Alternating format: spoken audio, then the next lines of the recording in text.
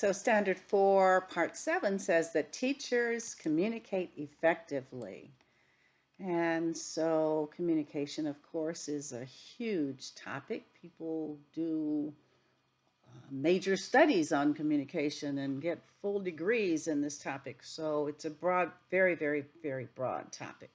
But let's just talk about a few things that we can keep in mind to improve the communication that we have as teachers, the communication with our students, with our peers, with parents.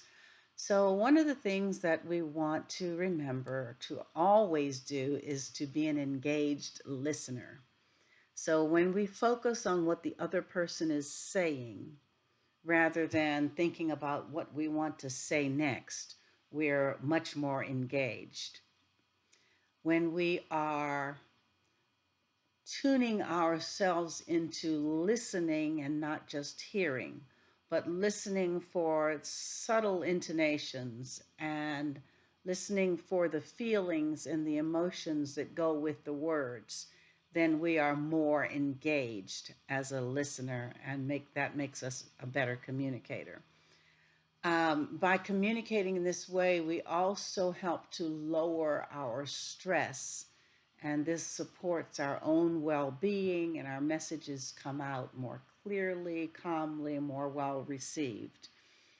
The next thing that we would want to do as an engaged listener is to really, really focus on the speaker, to not prejudge what we think that person is going to say based on something that that person said at another time, to just stay in the moment, to stay focused on the experience, and to try to pick up on subtle nuances like the nonverbal cues that are sometimes in communication. And we know communication is said to have um, to be more nonverbal than verbal, maybe 70% nonverbal. And so we have to learn to look for those things. And sometimes those cues are in people's hand gestures, sometimes they are in body language, sometimes they're in facial expressions.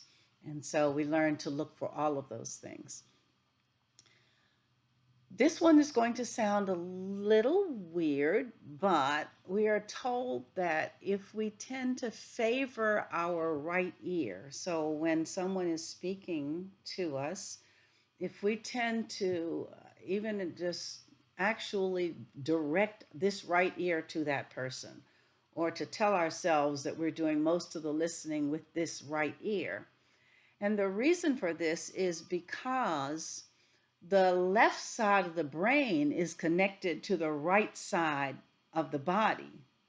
And so, therefore, if the message is going in to the right ear, the right side of the body, then it's going to be better processed because that's the ear that is processed by the left side of the brain. And so that's another little tip that might actually help you to be a more engaged listener. We want to also avoid interrupting people and trying to redirect the conversation to the concerns that we have. We want to make sure that we're saying that we're really listening to what that person is saying and not getting ready to say what it is that we feel needs to follow. We want to show interest in what that person is saying, and showing interest many times is seen in our facial expressions that are given to that speaker. And sometimes it's seen in the hand gestures that we use. Sometimes it's just seen in our being composed and keeping really good eye contact with that person. So those are ways that we let that other person know that we are truly listening to what he or she is saying. And we want to try to set aside judgment. People can tell when we are not really, really listening, but we are getting ready to make a decision about what they're saying, thinking, feeling, or who they are based on the words. And so we want to avoid that. And then finally, in this regard of being an effective listener, is providing feedback. Sometimes the feedback is not an opinion, but it's, I hear what you're saying, or I never thought of that before, or it sounds like you're saying, is that what I'm hearing? That kind of thing. So getting clarification, that in itself is feedback. So then, after the effective listening, we want to pay attention to nonverbal signals.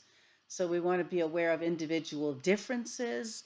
When we speak, we should not expect that everyone is going to have the same kind of response to what we say.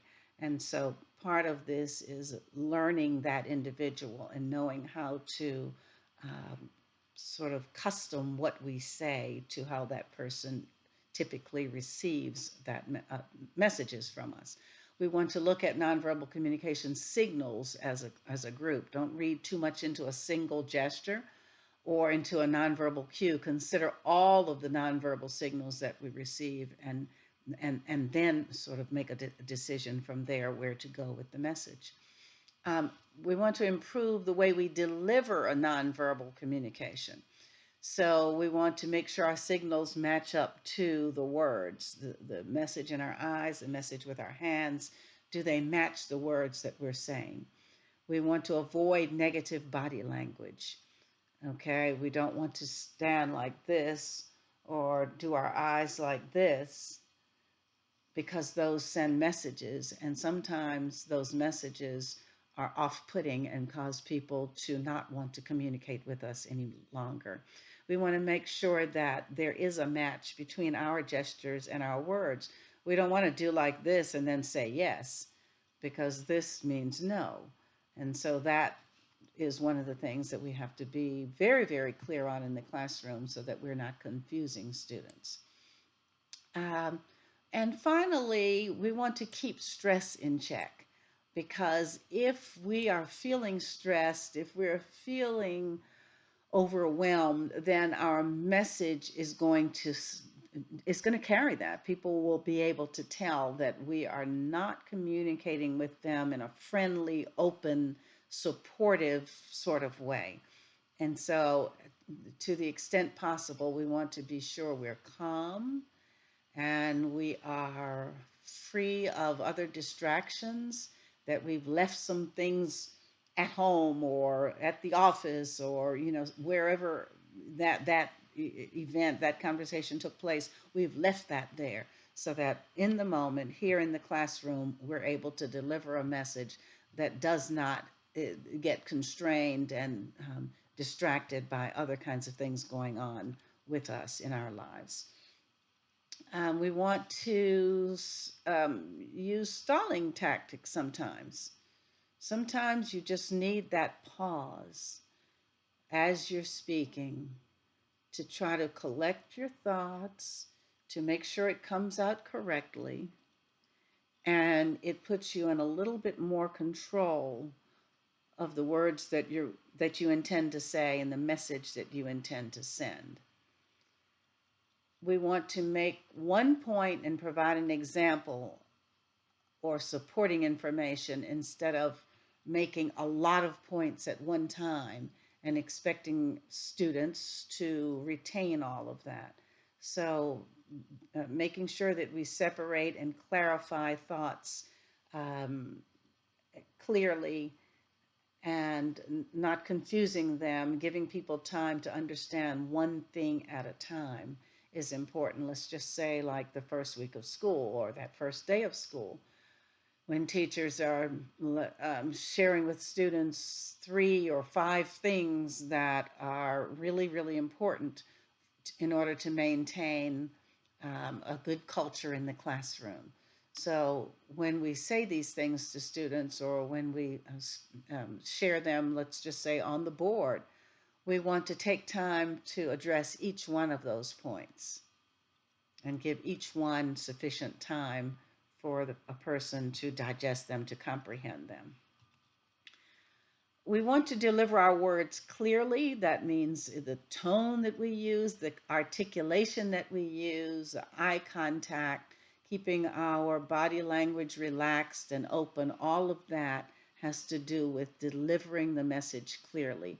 And then we want to make sure that we wrap up When we've done a presentation that people know when it's coming to the end, and we have a way of doing that. Sometimes it's actually saying, okay, so in summary now, or you can say, all right, before we finish, are there any questions? And sometimes it's just bringing your voice down. Let's just say that when you're reading a story, as you get toward the end, sometimes you just bring your voice down, and the listener knows that this is coming to a close. So, hopefully, these tips will help you a little bit as you think about making your communication more effective.